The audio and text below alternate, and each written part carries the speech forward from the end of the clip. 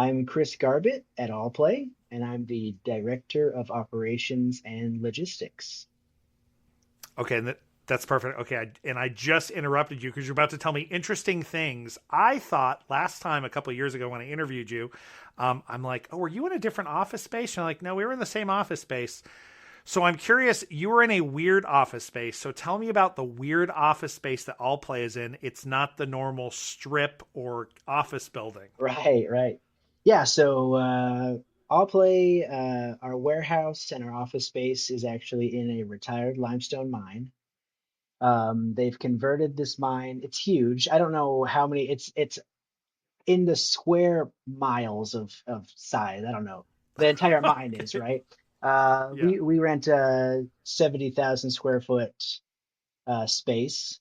And yeah, so last time we spoke, we were actually we had our main warehouse and office, and then just a little bit down the ways in the mine, we were renting half of a second space, and those, if I remember correctly, totaled about 26,000 square feet. And then this almost a year ago in March of 2025, we moved everything into a 70,000 square foot space here in the mine. And boy, it's getting full of stuff. So we're glad we made that move. But yeah, it's really interesting. We drive underground every day while we're down here.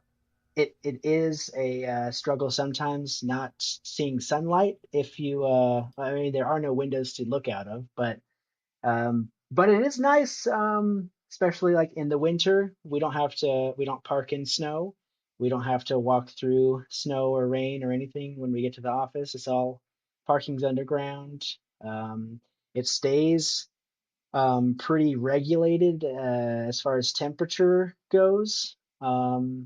We've got heating and AC when needed, but um, the mine stays pretty close to 70 degrees, give or take, on its own. So, I mean, and especially, we store board games and some books and playmats and such. And so the climate underground is quite nice for those things as well.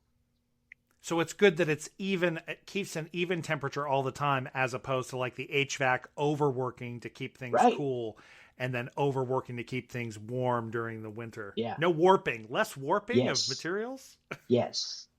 And I think also less dust, which is surprising. Sometimes it does feel like there is dust because the limestone, so there's limestone pillars and ceilings are the limestone of the mine, and Yeah.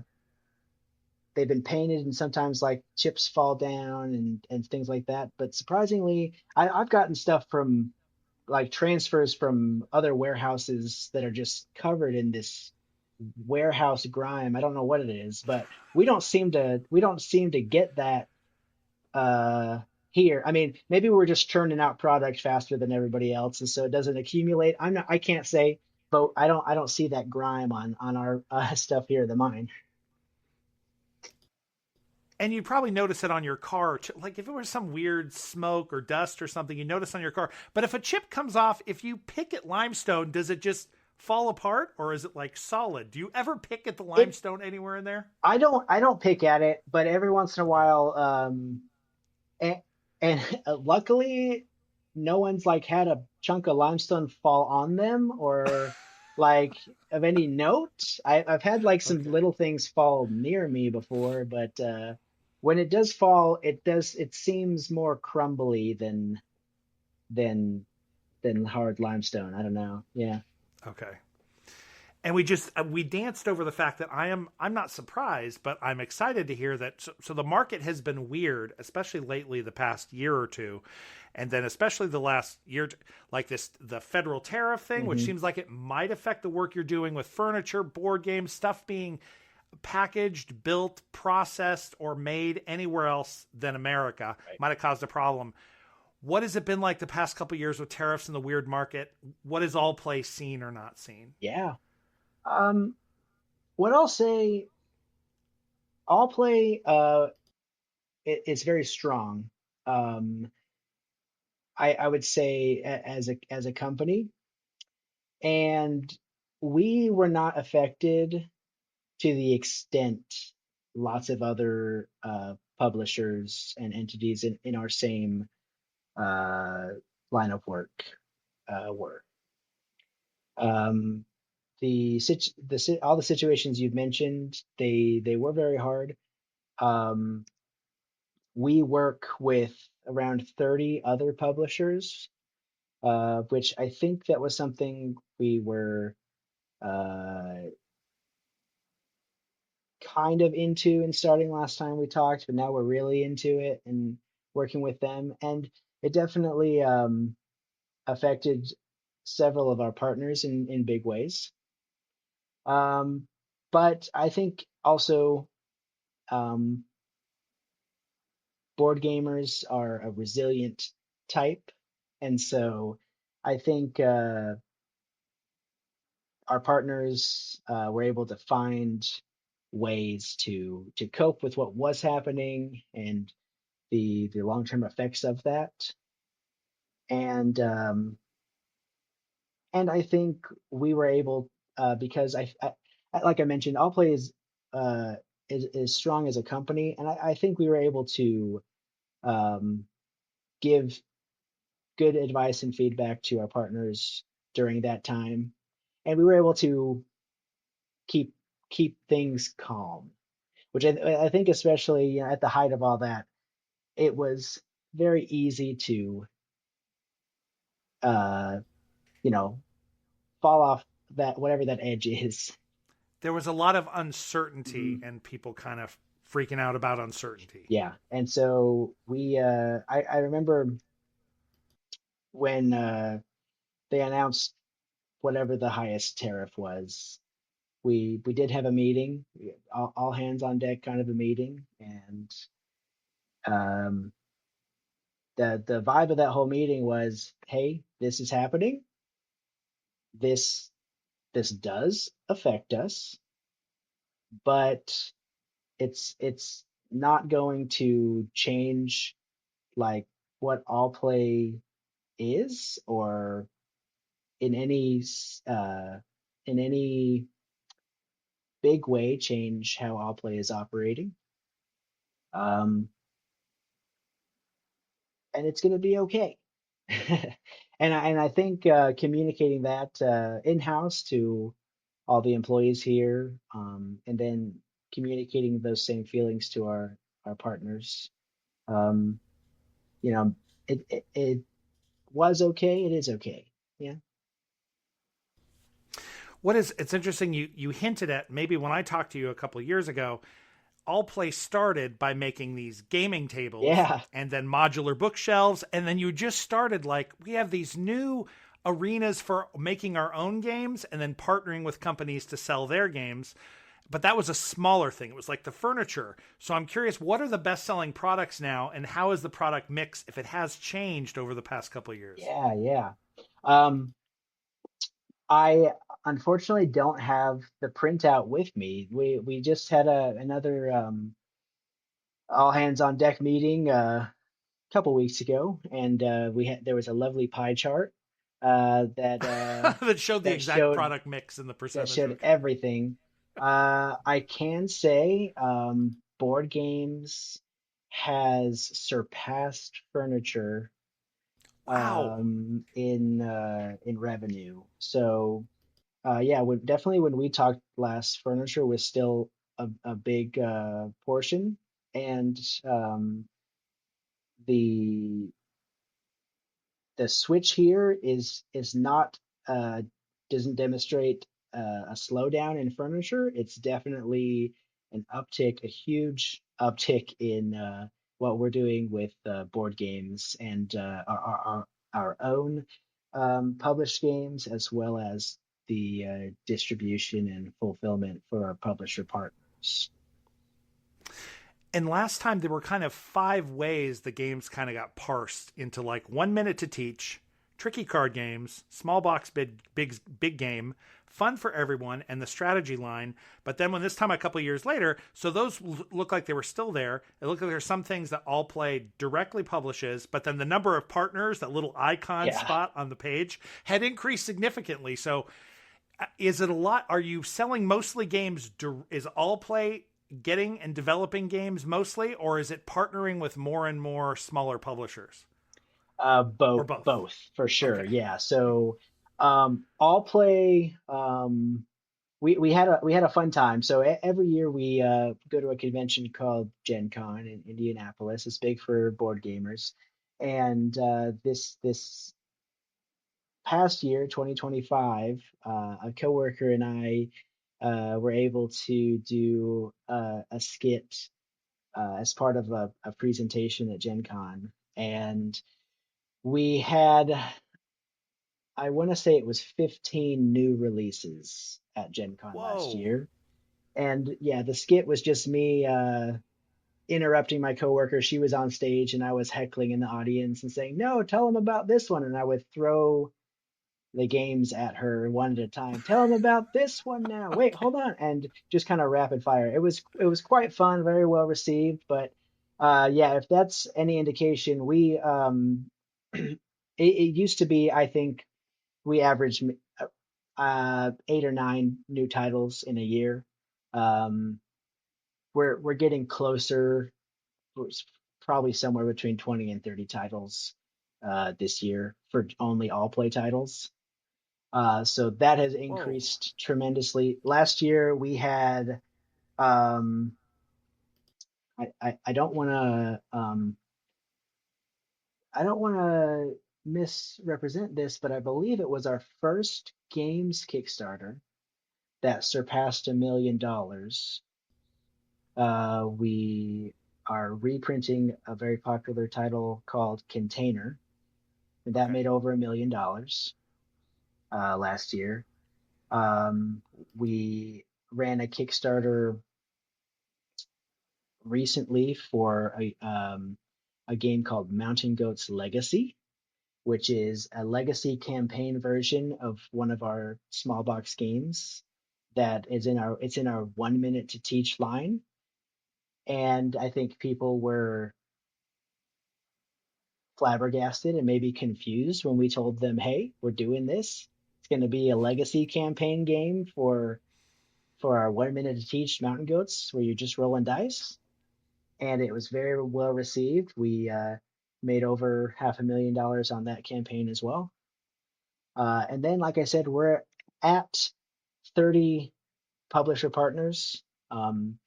Some of those publishers are putting out the same quantity of games uh, as we are each year. So that just kind of makes the growth, especially on the fulfillment side of things, even bigger. So it's definitely both bringing on new partners, our partners growing. I feel like it's a very symbiotic relationship. As we grow, our partners grow, we get to benefit from sharing things like shipping costs and offering their products as add-ons when we fulfill Kickstarters of our own and uh, things of that nature, doing conventions with them. Um, so it's all around growth uh, in all those ways. So I know how big board games are. It used to be years ago it was tabletop role playing games, but board games you can just buy so many more of them, and they don't take as much time commitment. With a tabletop role playing game, you buy a book or a handful of books, you use those books for months and months and months. Whereas with a board game, you play a board game. We played that last weekend. You want to play a new one, so there's much more. You can buy more games, which is helpful. It does board game again, does it all seem to be growing and growing and growing and growing? Is there anywhere in the board game world where something that used to be popular a couple of years ago has sort of dropped off, or you're like, nope, they're all going gangbusters? I think I think in general a a game title has has a lifespan, more or less. Okay. There are uh, this is also something new, and I think it's just the way of things. There are several all play titles that we've made the decision to not reprint, and it's funny, it's funny how it works, and it feels a little strange because there are certain titles in that group that we're not reprinting that aren't bad sellers, but we found it wasn't worth it for us to print them again. And so we've run out of a few titles. Okay. And then the question is, oh, we just sold all those and we're not making, like, obviously people wanted that. Like, we're not going to make any more. But it's kind of a weird thing. Like, well, yeah, we have to make those decisions. And maybe we can change our mind down the road if enough people want it and we need to do it, we can print it again. But uh, there are bigger and better things in the future, and to an extent, people like what's new, uh, Yes. and so and we like to innovate. We like to bring people stuff that they've not seen before and new stuff. So uh, we are making new stuff, but we've also had some titles that people have really latched onto.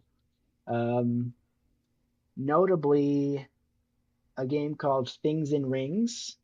Hmm. It might have been, I want to say that was going to release last time we talked. We've reprinted that game, going on five print runs now. Um, Wow. I've got an order uh, leaving next month, going to Walmart for that game. Whoa. Okay. Uh, and we're so excited that people like that game so much, and so we're gonna reprint that. It's gonna reach a wider group of people.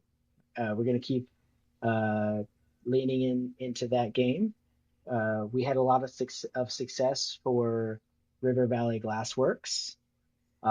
We had a spot in Target and Barnes and Noble with that, and um, we actually have some other River Valley projects in the works, Hmm. um, that we'll have more to talk about um, later this year in regards to that. But we're excited to kind of build on those existing titles, bring what's new, and appreciate the stuff that has kind of come to the end of its current life cycle.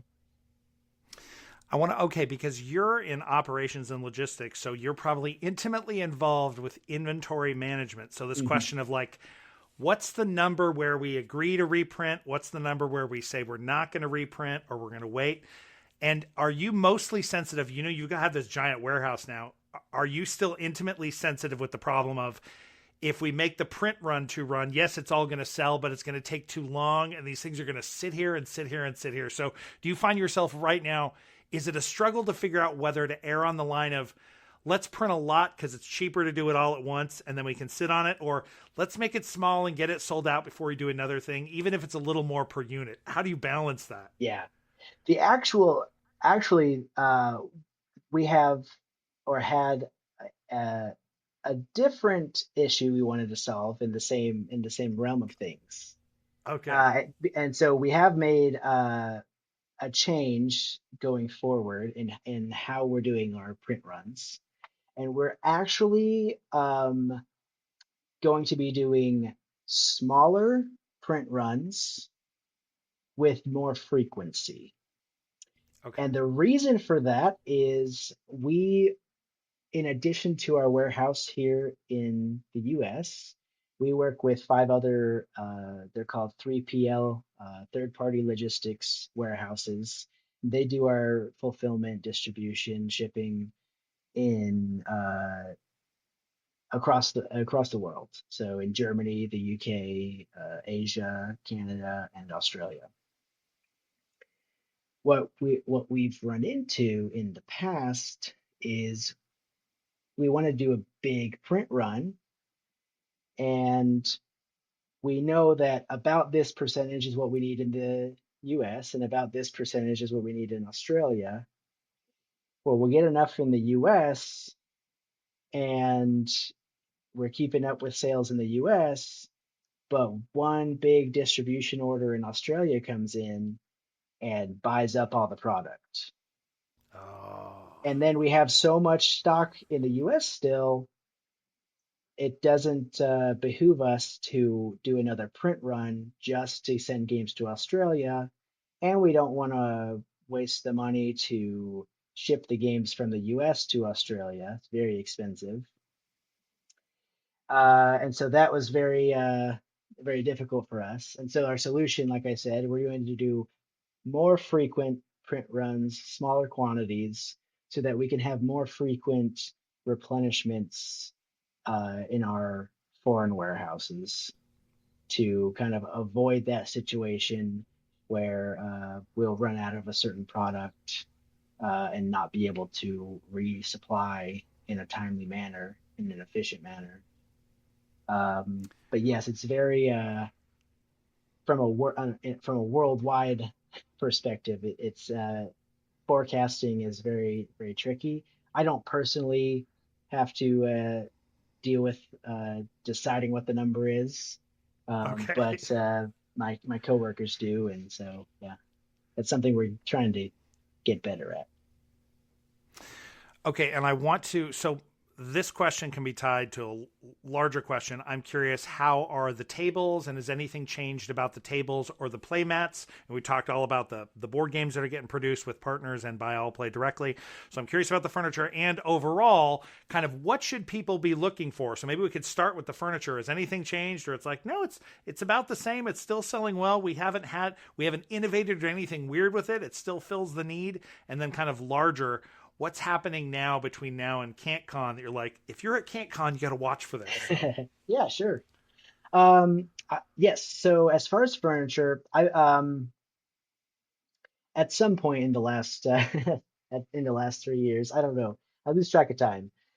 We did a Kickstarter project for a furniture refresh for us, Okay. and it actually was helpful during the whole tariff situation because we were sourcing the lumber for our Jasper tables from Vietnam at the time. But after the Kickstarter, we were able to find and source our lumber from Missouri here in the US.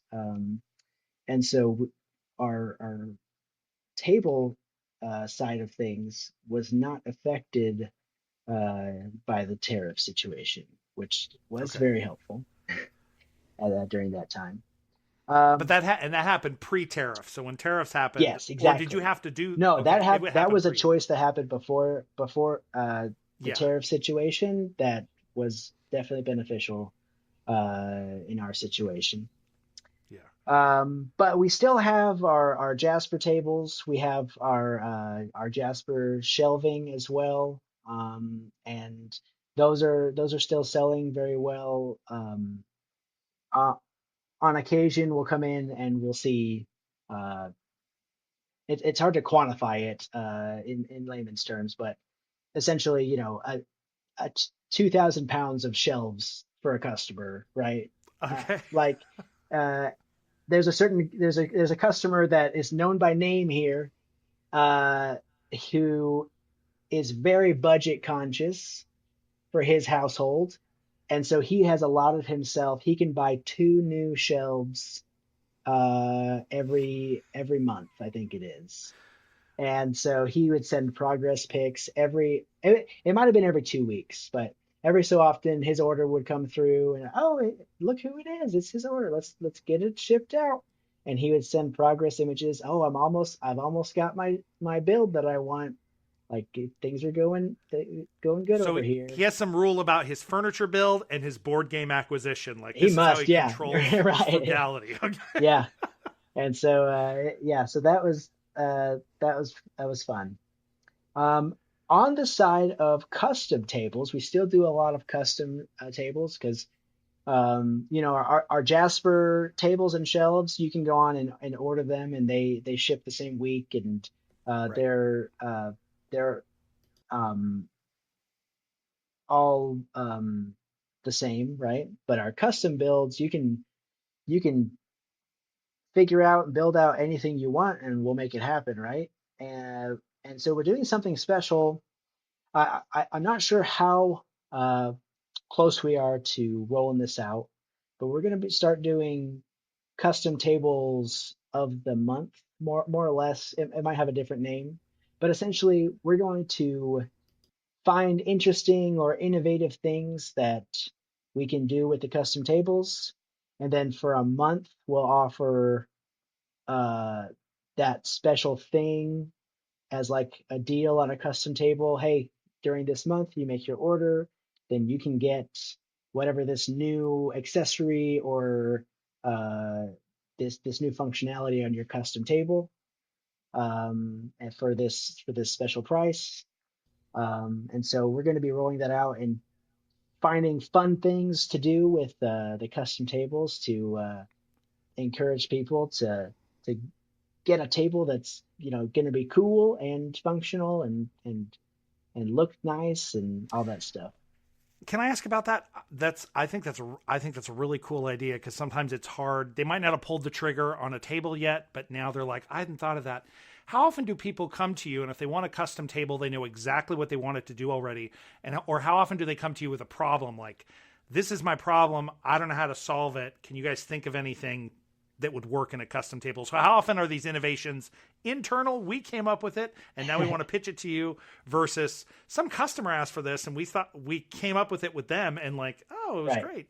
It's not unheard of. I I don't know that it happens with a huge amount of frequency, but Yeah. uh, our customers definitely love to email us ideas, and every once in a while, it's ideas that we appreciate and we can employ. Um, one notable one was actually with our Jasper shelves when we did our second Kickstarter for those. We had a corner shelf that essentially a normal Jasper shelf has two sides and a top and a bottom. Well, this corner shelf has only well, it has basically one side and one back, and a top and a bottom that are rounded, so you can kind of put it on the corner or the end of your shelf build out to give it a rounded corner look. And that was a Yeah. suggestion. Someone emailed us uh, a picture of their shelves, and they had drawn in what they thought the corner shelf would look like. And so we produced that and featured it, and I believe we gave them credit on the Kickstarter for their idea. Nice. Um, and a lot of times, these custom table builds the customer will say, "Hey, I need it to do this." I don't know if it ever is so drastic in that like we have to reinvent the wheel or anything like that, but we do like to make a table that fits the need that the customer has. Um, and when we say custom, it's you from the stain to the type of wood to what kind of legs you want and how deep you want your vault to be for your playing surface. Like it's What you all, want the drawers for, yeah, all right. that stuff. Yeah, yeah. Yeah, yeah. So it's great. Okay, so that I like that idea of like showcasing a month. That's a cool idea of some innovation in the custom table to try to get people. If you've had one before, you need another one, or like if you haven't pulled the trigger yet, look at this cool thing, and we'll give you a discount on it. Okay, games. So the games are really big. What games in the next few months are the things that people, if they come to the Allplay booth or they want to hear about Allplay at CantCon, these are the ones that you're really going to be pitching? Right. Oh man. Okay. Well, I have really been digging. There's so many. Like I said, we last year at Gen Con we had 15 new titles. Criminy. This year I can't even count. I don't know how many titles it's going to be. For CantCon, I am going to be pushing. We have got a new release called French Toast, and it's just fun. It's a party game. You can play a round of it in about 5 minutes. It's just fun. I've played it with a ton of different people. I've broken it out at restaurants, and you can play a couple rounds, and then your food comes, you pack it up, put it away, and then after everyone's eaten their food, you break it back out and you play a few more rounds. Just yeah, just lots of fun. Um, let's see.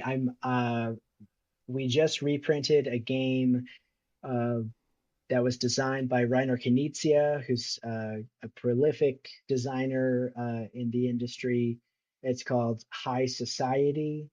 It's a lovely little game. It plays in about 15 to 20 minutes. You're bidding. Everyone has a finite amount of money, and you're bidding to get the finest and nicest, things in your posh life. Uh, and whoever has the most prestige when the game end is triggered is the winner.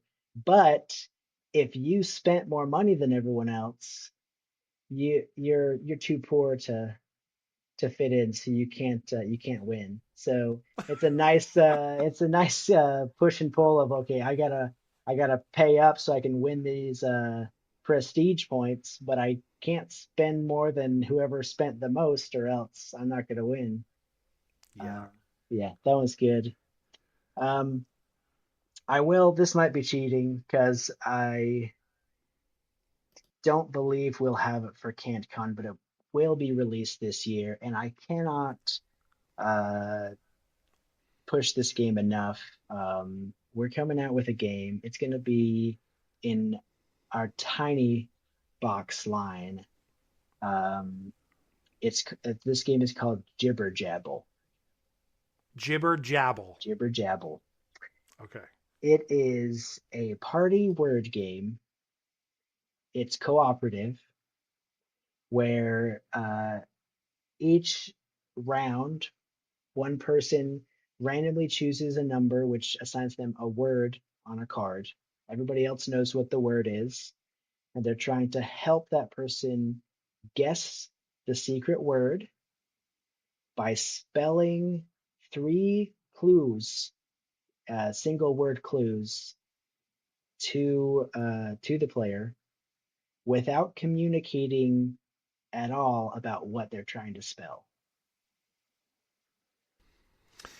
Wait, can you? Yeah. So what the heck? Give me an example of how you could try to do that. Okay.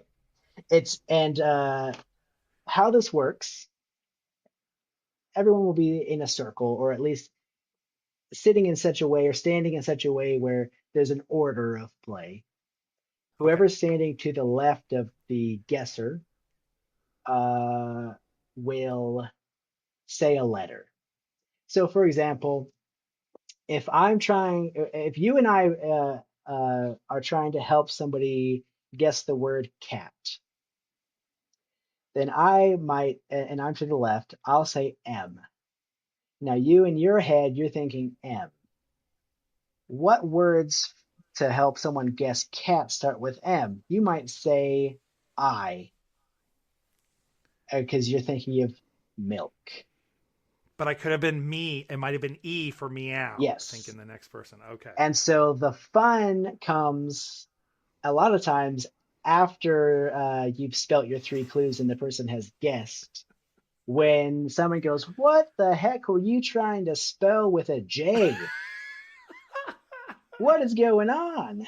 And there's no rules that you have to, you're only allowed to spell one word clue. You can't try to spell a whole sentence, but Okay. there's no rules in regards to spelling, right? If you misspell something, it's okay. No one's gonna, the spelling police aren't gonna come pick anybody up. But honestly, when a word gets misspelled, it's and you're not allowed to communicate. So you spell your Right. word, somebody says stop to say, "Hey, we finished spelling," and the guesser goes, "What is belude?" When you were trying to spell blood, but someone threw an I in there for some reason to help them guess vampire. What is Yeah. belude? Or, you play with younger kids. One time we spelt the word ancient, Anchent. And you know what? It worked. We got them to guess whatever it was. We spelled Right. If ancient. they sounded it out and figured it out, that is fascinating. That is, you're exactly right. That is fascinating. Yes, it's I've played that one.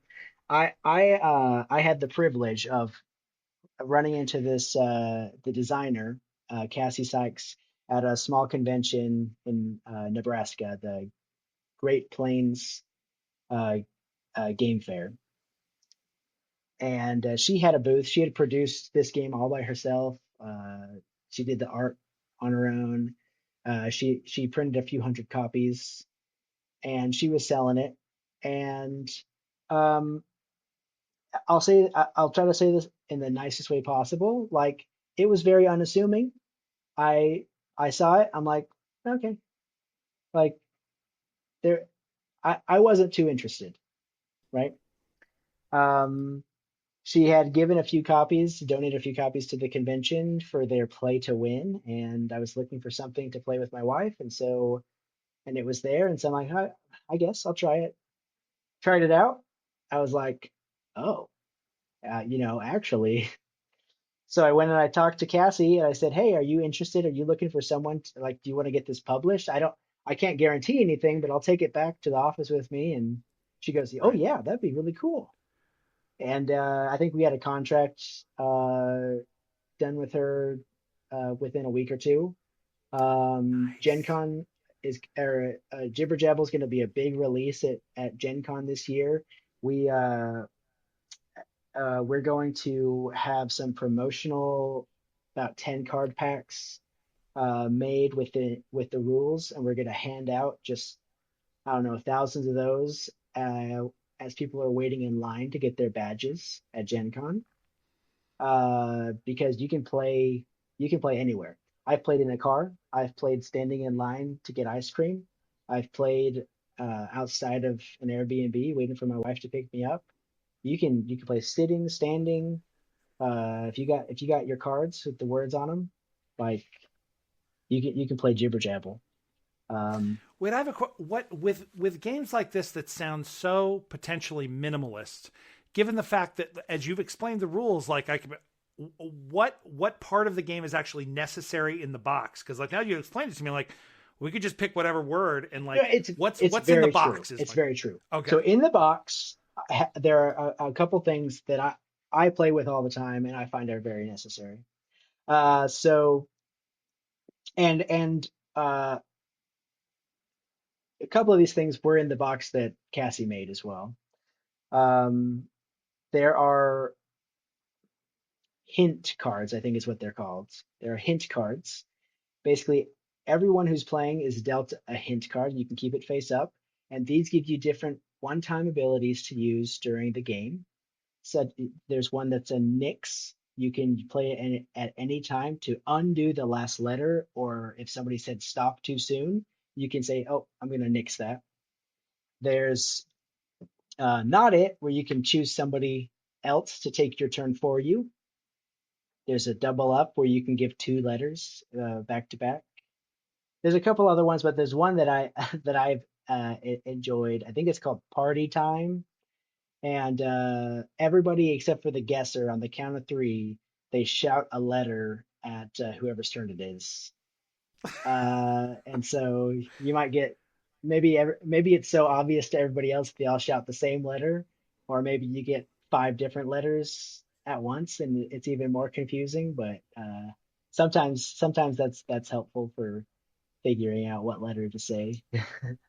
Okay, that makes sense. I forgot the game sounded so smooth, but I did forget that this game easily spelling can stall out, or people can't think of something could stall out. So if you don't have the special rules and things in there, these rounds could stall out with people not knowing what letter to do, not knowing what to do. Right. Yeah. And it's interesting because I think a lot of these games, being the one who has to guess the word can be very stressful. This puts Okay. most of that stress on the Yes. people trying to spell the word. And you're not allowed to communicate and so we through development we decided, okay, what are we gonna like? People want to say stuff like by it's in our nature. We want to talk, and so what are we gonna Right. do? So it's in the rules. If you think you understand what's happening, then you can say gibber. And if you think you're confused, if you don't understand, you can say jabble. And so it feels real goofy. Like when I first heard that, I'm like, I don't know, that feels a little goofy. But when Yeah. everybody's doing it, like, oh, I'm jabbling. I don't know what, like, oh, I'm jabbling bad over here. I don't know what's going on. I don't know. It's real silly and fun. And it's you'll just someone will say B and everyone will be like gibber gibber gibber. Yep. Yeah, no, it's good. I'm really excited for that to come out. The designer Cassie Sykes is a fantastic individual. She put a quote on the box, or not a quote, but a tagline: "Not your grandma's party game," and that we kept, and we still have that on the box. But yeah, she deserves all the success I think this one's going to bring, and this one deserves to bring because I as far as party games, I think Jibber Jabble can rival the best code names, the best Just One and So Clover. Um, you can play it anywhere, and I've played it probably 100 times, maybe more, with various different groups, and still fun. So much fun. It also sounds so easy. Again, it's so easy to explain. Guessing plus spelling, Yeah, explaining the basic rules, not given the strangeness of the wild card kind of things. But yeah. yeah. And I don't think I've ever had. Not every game clicks with every person, and I'm sure there will be people that it doesn't click with. But I've played with, like I said, I've played with hundreds of people, and I've not had someone not at least laugh or smile during a game. So Sometime during. yeah, it's very exciting. Okay, my last question. Those are perfect examples of like party games that are short, they're easy, they come in small boxes, you can deploy them everywhere, they're mobile. Are there any games that either have been worked on in the past couple of years or are coming out that are much more elaborate strategy or like narrative based, where there's more either character embodiment or role playing, or there's way more mechanics or way more complicated mechanics? Sure. Uh, the two prime examples I think are going to be our two legacy games that we have uh, ran on Kickstarter. Uh, they're both coming out this year. Mountain Goats Legacy, which I've already mentioned, has Uh-huh. camp that legacy campaign element. It has a storyline, a storybook, and so it definitely falls into that category. We also ran a campaign for Sail Legacy. Sail, the original game, is a two-player only cooperative trick-taking card game, and we did Sail Legacy to take that base mechanic And and is it sail like sailboat yeah, or like a sail sailboat. It's cha-ching or just pirates. like Yeah, sailboat? yeah. Okay. So we've been working with some talented writers to make the storyline pop in for Sail Legacy. Um, it has a whole book of different maps that your pirate ship is sailing on, and diverging storyline that based on choices you make, are you going to be a scallywag or a swashbuckler? And that really affects what happens and how the game changes and evolves as you play it. So yeah, both those games are good examples of what you've asked. We've also found lots of success with, we've done a reprint of Through the Desert, which is another Reiner Knizia game, which is more thinky, it has a larger board. It comes in our what we call it our standard size game box. Um, in addition to that, our game River Valley Glassworks. And another lovely title, my wife's favorite one that we do, is a game Yeah. called A Message from the Stars, which Message from the leans stars. into that almost party game, but very thinky deduction, uh, limited communication game. Very, very fun. And we have some really cool surprises. Again, that will have announcements for at Gen Con this year that I can't Awesome. talk about, but there are even more really cool things in the works. Okay. Is the best place to find absolutely everything that Allplay is doing is just the main website, or you like we send them here and someplace else, or like everything's there, whatever you're working on is there, or is there someplace else you need to follow our Instagram, or you really should go look at us on Kickstarter because everything on Kickstarter isn't there? Sure, sure. I think allplay.com is the best source for current and soon to be upcoming games. Okay. We are consistent on our social medias. All Play HQ, I believe, is uh, our username on all social media accounts. Okay. And we have a mailing list. So if you sign up for the All Play mailing list, then you'll get updates on upcoming Kickstarters and current fulfillments and new game releases Okay. via those emails as well. Last question. I'm just curious about this avenues because you mentioned Walmart. Like we got something in Walmart. Are the bulk of sales people who have bought All Play stuff before and buy directly from you, or you're like, nope, that's a minority. Most of the stuff is either bought through Kickstarter or bought at the hobby store or bought at some online distributor. Uh, Most of our sales Mm-hmm. are direct to customer currently. Nice. Our distribution has been growing, and Mm-hmm. we're making steps to grow that further. We do our own when we do a Kickstarter, we handle our own pledge manager. We don't use Game Founder Backer Kit is what a lot of other Got it. publishers use, which those are great services, but we handle everything in house, and so uh, and we like to see when people are filling out their address information, we give them one more chance to add on other stuff. So we like to see uh, you know people are filling out their pledge manager for it's going to be uh, container, right? They're filling out their pledge manager for container to say, hey, this is my address, and they're going to Right. add on things in rings, or they're going to add on French toast, and we love to see that happen. And we love that it does happen. So we have a lot of returning Kickstarter backers, and then people that make returning orders, and we do our own distribution. So uh, just this week, we have a lot of our staff at a big retailer convention called Gamma, Uh-huh. and uh, we're anticipating a very large volume of wholesale orders from that. Okay. So everybody in the warehouse is gearing up for a heavy couple of weeks in that regard. Um, but yeah, so we're making strides to increase what we do in distribution. Um, but we do a lot just e-commerce as well.